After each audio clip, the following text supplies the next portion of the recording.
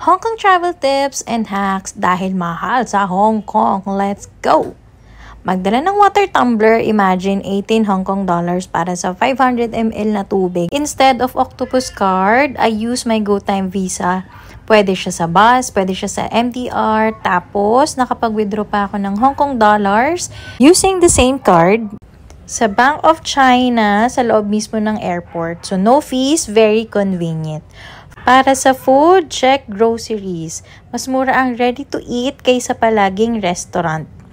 Maraming choices, may hipon, may roasted duck, roasted chicken, may salmon. Sa grocery din kami bumili ng ibang mga pasalubong So okay din siyang i-try at i-explore.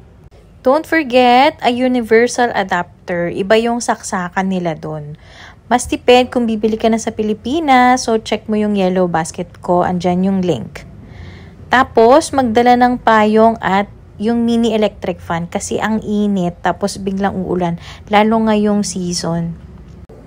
Piliin mo yung hotel na may free breakfast, malaking bawas yun sa gastos.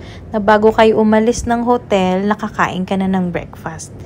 Next one, kung may free shuttle bus yung hotel, sulitin mo para tipid sa pamasahe.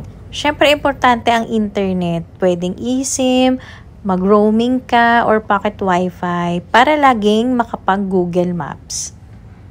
Magdala ka din ng tote bag, lalo kung mahilig ka mag-shopping or bumili sa grocery, sa konbini, may extra bayad kasi yung mga plastic dito. Kaya makikita nyo dyan, daladala ko lang yung beer na binili ko sa grocery, yung mga ibang pasalubong. Kasi sayang naman, lagay ko na lang sa bag ko.